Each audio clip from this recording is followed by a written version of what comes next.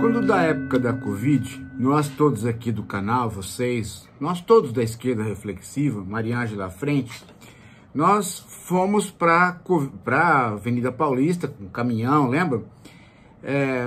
Para protestar contra o Bolsonaro, exatamente porque ele não estava dando conta da Covid. E naquela época nós insistimos em não tratar como pandemia, nós insistíamos em tratar como sindemia. Qual era a diferença? A diferença é que a sindemia é quando uma doença que se alastra, ela está intimamente ligada aos elementos sociais e políticos. E nós sabemos que a Covid ela tem origem num avanço das cidades chinesas sobre as florestas, incorporando aí uma ecologia distorcida. Então, dali nasceram as feiras ambulantes na China, onde uma série de outras doenças foram geradas e se espalhou pelo mundo.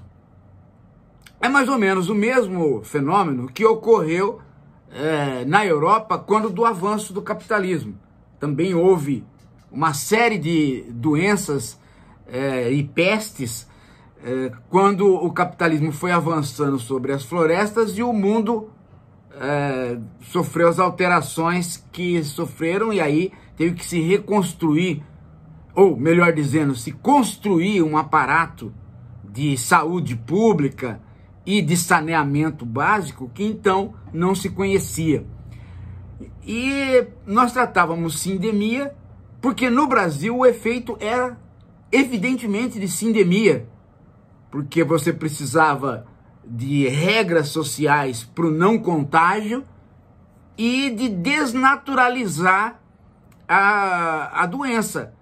O processo de naturalização da doença faz com que as pessoas não se tratem e não liguem, porque elas dizem, é coisa da natureza, é um vírus. É como se o saber biológico substituísse o saber religioso. Antes o sujeito falava, não tem jeito, os deuses querem assim, é castigo dos deuses, né? Depois, com a naturalização, mudou a causa, mas não mudou a mentalidade. As pessoas falam, é a natureza, né? Isso acontece mesmo, não tem jeito. A naturalização foi de tal ordem que até o Bolsonaro se aproveitou dela num sentido completamente mentiroso, dizendo que a doença era tão natural, era tão da natureza, que a própria natureza ia dar conta. Bastava todo mundo pegar a doença que um belo dia todo mundo estaria imunizado. Essa teoria falsa levou à morte de muita gente, levou ao atraso com a compra de vacinas, sem contar que as medidas de saneamento e de precaução e de cuidado foram todas elas desmontadas pelo próprio governo federal, e a população, de certo modo, foi aceitando, achando que os governadores que tomavam as medidas restritivas estavam errados. A sorte é que depois o SUS entrou na jogada, né? E aí as coisas melhoraram, mas morreu 720 mil pessoas por conta do Bolsonaro e por conta da naturalização da doença, por conta de não se entender o conceito de sindemia. Está acontecendo algo semelhante agora com as enchentes do Sul. Muita gente começa a dizer que é São Pedro, que é a natureza, que é assim mesmo, que a culpa de tudo que está acontecendo é porque chove muito, né? Então eu já vi gente contratando indígena para dançar, para fazer chover. No Sul eu ainda não vi algum grupo de bombacha pulando para parar de chover, mas vai aparecer. Porque já tem deputado aqui que está dizendo a seguinte coisa. Aqui, deputado que diz que o aquecimento global é uma farsa, ele pôs posts na net falando que eu lamento muito. É o deputado Giovanni Cherini, do PL, só podia ser do PL, do Rio Grande do Sul. Ele está lamentando, mas ainda continua dizendo que não é o homem o produtor. Cai água do céu, assim sem mais nem menos. E para argumentar, olha, ele tem argumentos, parece o Bolsonaro, tinha argumentos, né? Argumentos pseudocientíficos. Ele diz, em 41 também teve uma enchente. Aí ele vai pegar nos jornais.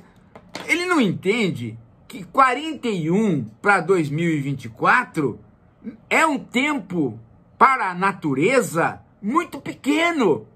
A natureza não trabalha com esse tempo. Então, lá em 41 já podia ser efeito do aquecimento global. O problema é que agora não se trata mais de 50 anos.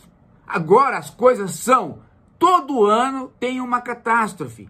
E ela tem duas implicações sociopolíticas, a causa e o efeito. Na causa, você tem o aquecimento global, sim. A falta de nós nos planejarmos para diminuir este fenômeno. Na consequência, a falta de nós prepararmos políticas públicas para catástrofes. Por quê? Porque nós estamos num sistema onde nós privilegiamos o capital improdutivo e não o capital produtivo. E mesmo no capital produtivo, nós não cumprimos as metas que as empresas dizem que vão cumprir se elas pertencem à ESG, a nova ecologia. Elas não cumprem também. E sem políticas públicas, você chega à situação que se chegou o governador, de anunciar a seguinte coisa: olha, gente, daqui a pouco eu estou recebendo uma notícia, né, de que vai romper as barreiras e vai atingir tais e tais e tais cidades. Mas vocês não precisam se preocupar, porque não vai ser tão volumoso quanto foi a outra. Vai ser uma enxurrada, vai matar umas pessoas, entendeu? Mas nada assim de matar 200 mil. Fiquem tranquilos, desse jeito, né? Então, se nós continuarmos a achar que o planeta, né, não está sendo mensurado, não está sendo tomado pelos homens já há algum tempo, e os homens não são, né, animais bonzinhos que tratam as coisas como devem ser tratadas, os homens têm judiado de si mesmos e do contexto do planeta. Se nós não assumirmos isso e continuarmos naturalizando tudo, né, nós não vamos conseguir sobreviver para nada. E isso não vai ser daqui a 50 anos, como foi, né, no caso de 41, 70 anos. Não, vai ser o ano que vem é em outro lugar. O resultado é, tudo bem, a gente vai se virando. Não, não vai se virando, por quê? Porque as consequências econômicas e políticas são terríveis. Veja, vai subir o preço dos alimentos. Subindo o preço dos alimentos, a direita política passa a ter força na oposição. A direita política passando a ter força na oposição, todas as políticas sociais diminuem se ela tomar o poder. Resultado, vai piorando cada vez mais. Perceberam como é uma bola de neve isso? É preciso interromper a interpretação que naturaliza essas situações aparentemente naturais. Chuva, do mesmo jeito que vírus, deixou de ser dos deuses, deixou de ser da natureza. É um problema nosso. Daqui a pouco a gente volta.